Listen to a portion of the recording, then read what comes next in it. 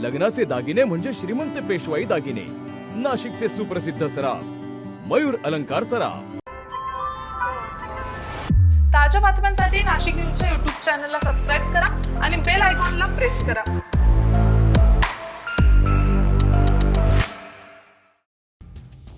नाशिकमधील नामांकित कंपनीतील धर्मांतर आणि लैंगिक शोषण प्रकरणात मोठी अपडेट समोर आली आहे। या प्रकरणाची सुनावणी नाशिक न्यायालयात पार पडली आहे। न्यायमूर्ती RC नरवाडिया यांच्या समोर झालेल्या सुनावणीत 5 आरोपींना न्यायालयीन कोठडी सुनावण्यात आली आहे। तौसिफ अत्तार, रजा मेमन, शाहरुख कुरेशी, शफी शेख आणि आसिफ अन्सारी यांचा या आरोपींमध्ये समावेश आहे। दरम्यान या प्रकरणातील ऑपरेशन मॅनेजर अश्विनी चेनानी हिला 13 एप्रिलपर्यंत पोलीस कोठडी सुनावण्यात आली आहे। पुण्यातून ताब्यात घेतल्यानंतर तिला आज न्यायालयात हजर करण्यात आले।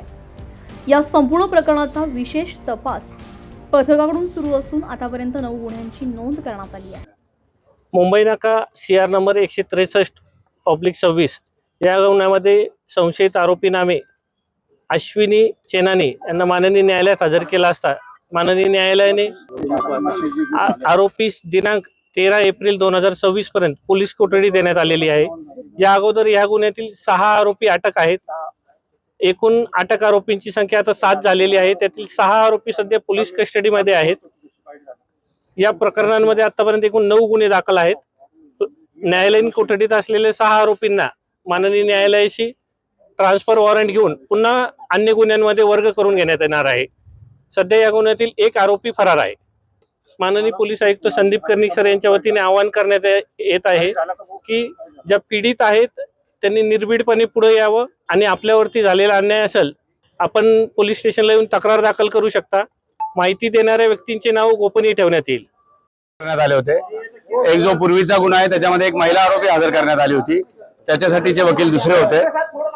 आज इतर आरोपी जे हजर करण्यात आले त्यांच्या वतीने मी, बाबा सय्यद साहेब, हनीफ शेख आम्ही लोकांनी काम बघितलं। आज त्यांनी पुन्हा पोलीस कस्टडी वाढवून मागितली होती, परंतु न्यायालयाने त्यांना एक महत्त्वाचा प्रश्न विचारला की मागच्या दिलेल्या पोलीस कस्टडीपासून आतापर्यंत प्रगती काय आहे।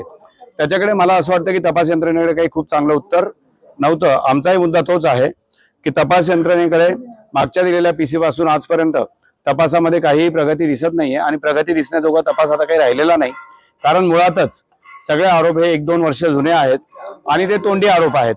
त्यामुळे त्याच्यात आरोपींना ताब्यात घेऊन कस्टडीत घेणं हे गरजेचं नाही। त्यांचा एक मुद्दा होता की आरोपी तपासात सहकार्य करत नाही।